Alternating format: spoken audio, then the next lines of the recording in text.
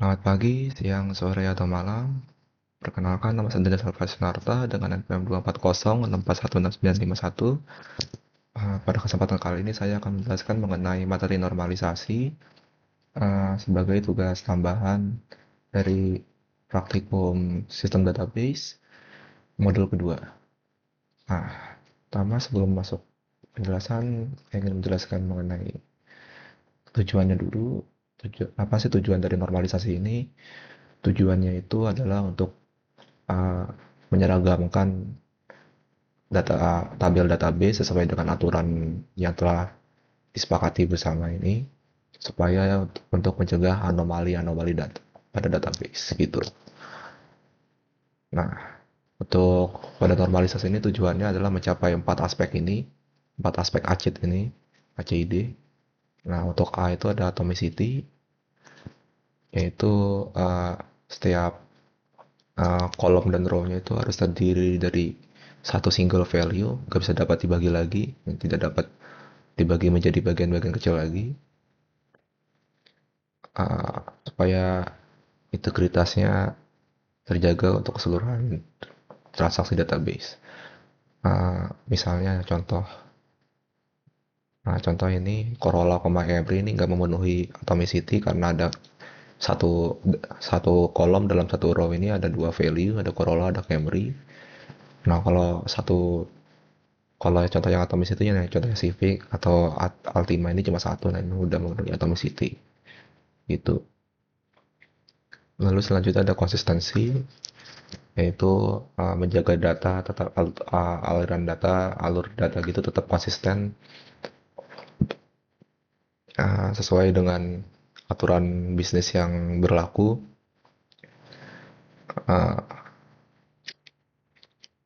Aturan bisnis itu beda-beda ya tergantung keperluan. Jadi ya kalau seandainya ada aturan bisnisnya seperti ini, pokoknya harus harus sesuai aturan lah kalau konsistensi itu. Lalu untuk isolation, yaitu setiap transaksi yang terjadi itu terisolasi dengan transaksi lainnya sehingga nggak akan ada konflik yang dapat menyebabkan anomali-anomali data.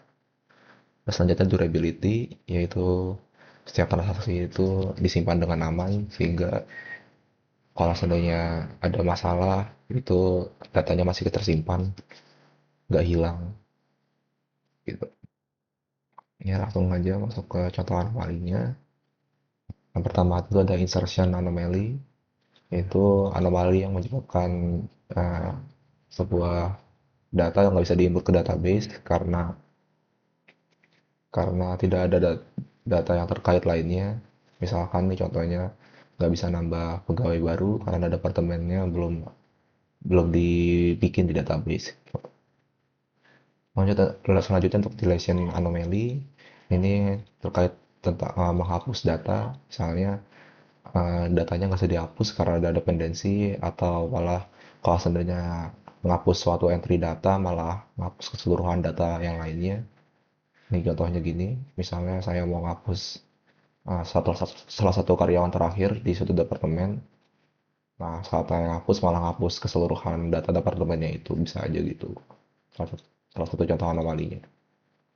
Lalu yang terakhir adalah contoh di sini update anomali, yaitu muncul saat kalau kita update suatu informasi, suatu data, itu kan harusnya konsisten di seluruh database itu ke update semua. Nah, kalau update anomali ini ke update ke satu tempat yang di tempat lainnya nggak ke update. Misalnya eh, saya dari pusat misalnya ada update pembaruan bla bla bla. Nah, itu nggak update-nya itu nggak sampai ke seluruh kantor cabangnya gitu. Di kantor cabangnya masih menggunakan aturan yang lama, padahal dari pusatnya udah nerapin update. Itu contoh update anomali. Nah, lalu untuk mencegah anomali ini kita menggunakan teknik normalisasi. Teknik normalisasi pertama itu ada 1NF, first normal form. Yang intinya itu untuk syarat 1NF ini, nah syarat 1NF itu memenuhi aspek atomicity. Otomasi itu tadi yang tadi ya, yang satu nggak boleh ada lebih dari satu value di kolom di row yang sama. Misalnya ini kan ada B01, ada B02, ada dua value. Ini lebih dari satu, jadi nggak termasuk atomicity itu. Nah, ini contohnya, contoh hasil satu NF.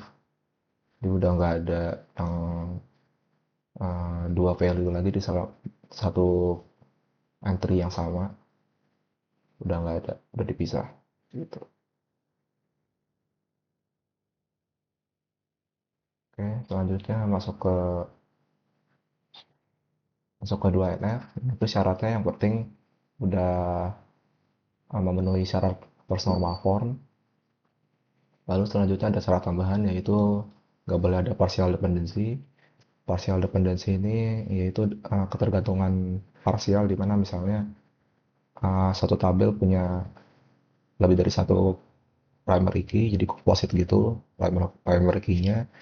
Nah, itu tuh kalau partial dependency, di mana salah satu entry dan satu atribut itu nggak bergantung sepenuhnya uh, ke kompositnya itu, jadi cuma bergantung ke salah satu parameter key-nya aja. Nah, itu nggak boleh, itu termasuk partial dependency. Jadi kita harus mengeliminasi itu. Nah, ini contohnya, ini contohnya misalnya di sini kan dia pakai uh, di sini pakai PK-nya itu dia order ID sama book ID ya. Dua ini komposit. Nah, itu tiga deh sama customer ID juga.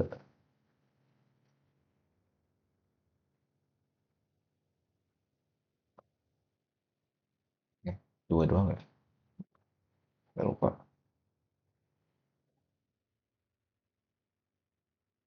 Oh, nggak ada tiga deh, bener. Ya, tiga.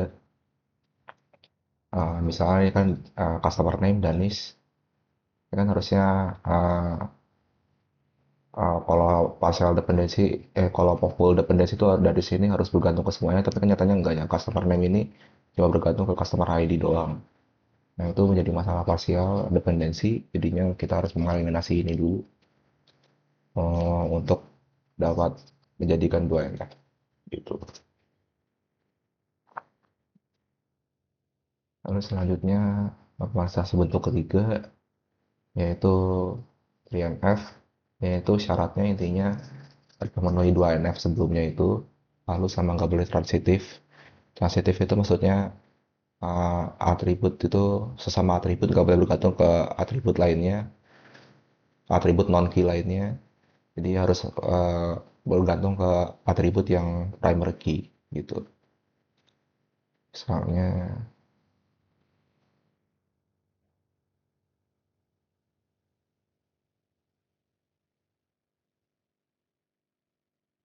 nah ini customer ID itu, eh, customer name bergantung sama customer ID, padahal customer ID-nya itu uh, bukan primary key. Nggak,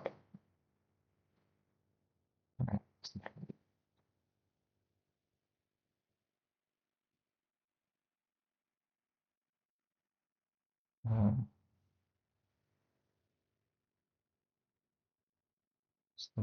oh ini customer ID. Ini kan dia customer ID-nya bukan bukan PK ya. Ini dua itu bukan PK.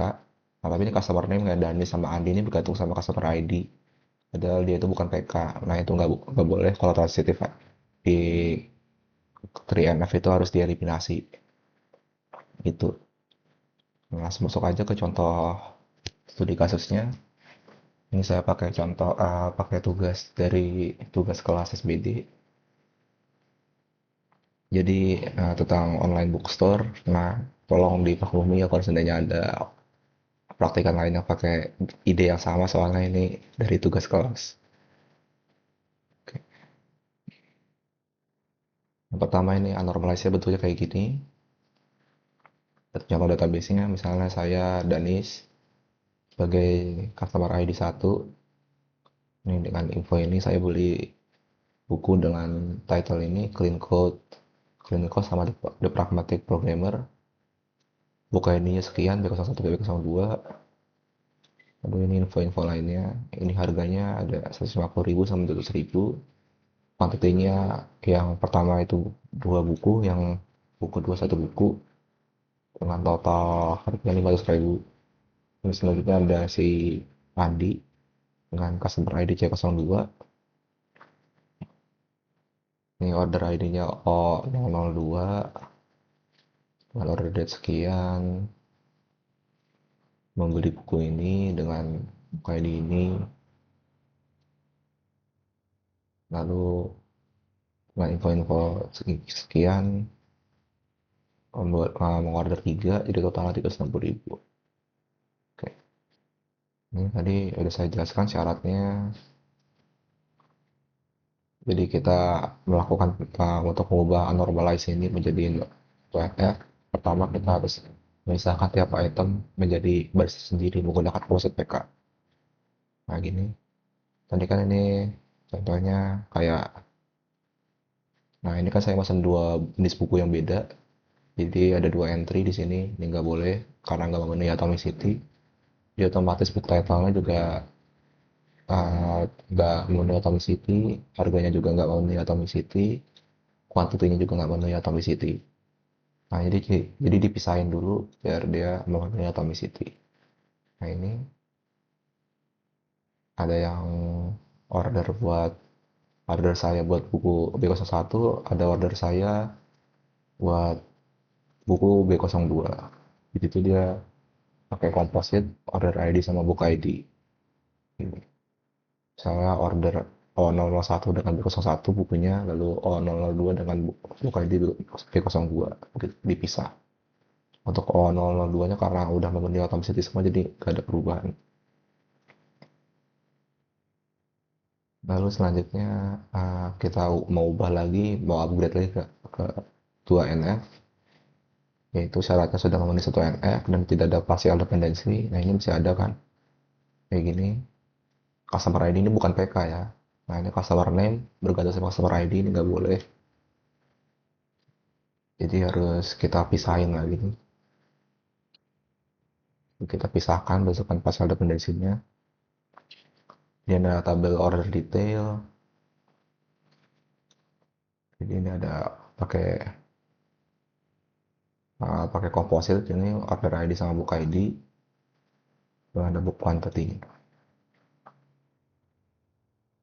Terus saja ada tabel order, ini cuma pakai order ID, PK-nya ini order ID ini sebagai PK. Terus sekian ada informasi order date, order price, customer ID, customer name, dan customer email. Lalu selanjutnya untuk table book, ini dia pakai PK-nya itu book ID, ada B01, B09, B03, atribut lainnya ada book title, book price, kategori, sama kategori name, kategori ID, sama kategori name. Ini tuh kategorinya bukan PK ya. Lalu selanjutnya kita ubah jadi 3NF. Ini kan tadi ada masalah ya, misalnya ini kategori name itu bergantung sama kategori ID yang sama-sama atribut non key, jadi harus kita pisah lagi ini. Ini customer name juga bergantung sama customer ID non PK udah. Ini juga kategori. Jadi kita harus misahin ke tabel baru lagi. Ini hasilnya. Ini tabel customer, PK-nya customer ID, terus atributnya ada customer name sama customer email. Tabel order dengan PK-nya order ID, atribut lainnya ada order date, order price, sama customer ID. Ini foreign key, ambil dari tabel customer, ambil dari tabel ini. Lalu selanjutnya ada tabel order detail, PK-nya dengan detail ID, PK-nya. Lalu atribut lainnya ada order ID, ini foreign key tapi ini bukan PK. Lalu ada book ID, ini juga bukan PK, sama book quantity. Lalu ada tabel kategori, isinya tentang kategori ID sama kategori name. Ini kategori ini jadi PK. Lalu terakhir ada tabel book. Ini pakai PK-nya book ID. Ini. Lalu isinya atribut lainnya ada book title, book price, sama kategori ID. Tapi ini kategori ID-nya FK dan bukan PK juga. Oke, sekian penjelasan dari saya. Kurang lebihnya mohon maaf. Terima kasih.